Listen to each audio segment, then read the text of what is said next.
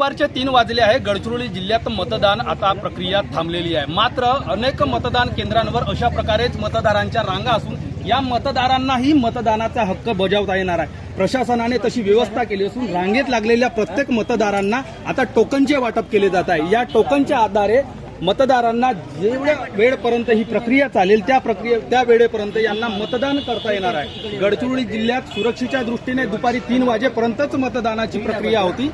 दुपारचे 3 वाजले असून मतदान आता थांबवण्यात आले आहे। मतदान केंद्रावर जर मतदारांच्या रांगा असतील त्या मतदारांना टोकनचे वाटप केले जात असून या टोकनच्या आधारे सायंकाळी 4, 5 किंवा जास्त वेळ होईल तरी सुद्धा त्यांना मतदान करता येणार आहे। आता सर्व या महिलांना मतदान पथकाकडून टोकनचे वाटप केले जात आहे। या मतदारांकडे टोकन दिलं जात आहे। आपण बघू शकता सर्व मतदारांना टोकन दिलं जात आहे।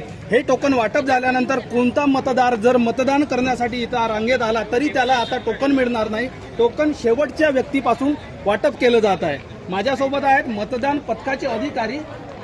मॅडम काय सांगाल, 3 वाजले आहे, मतदानाची वेळ संपलेली आहे, मात्र रांगा आहे मतदान केंद्रावर, आपण टोकन वाटप केले जात आहे। ही प्रक्रिया साधारणतः किती वाजेपर्यंत चालेल आणि आता जर मतदार आला त्याला टोकन मिळणार काय?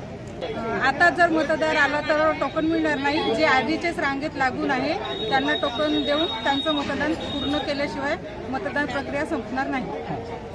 गडचिरोली शहरातील लांजेडा या प्रभागातील हे मतदान केंद्र आहे। इंदिरानगर लांजेडा या प्रभागातील येथे मतदार आहे। सकाळपासूनच गडचिरोली जिल्ह्यात मतदारांचा मोठा उत्साह मिळाला। कडाक्याच्या थंडीतही अनेक मतदान केंद्रांवर मतदारांच्या रांगा होत्या। आता दुपारचे 3 वाजले असून अनेक मतदान केंद्रांवर अशाच प्रकारच्या रांगा आहेत। मात्र त्यांना टोकन मिळाले असल्यामुळे त्यांना सायंकाळचे 4 वाजतील 5 वाजतील तरी मतदान करता येणार आहे। एकूणच गडचिरोली जिल्ह्यातील मतदानाची टक्केवारी दरवर्षीच सर्वाधिक राहिलेली आहे। दुपारी 1 वाजेपर्यंत गडचिरोली जिल्ह्यात तब्बल 51% मतदान झाले होते। 3 वाजेची आकडेवारी अद्याप आलेली नाही तरी सुद्धा गडचिरोली जिल्हा सुद्धा यावेळेसही 75% मतदानाची टक्केवारी असेल असा विश्वास जिल्हा प्रशासनाने व्यक्त केला आहे। मंगेश भांडेकर, साम टीव्ही, गडचिरोली।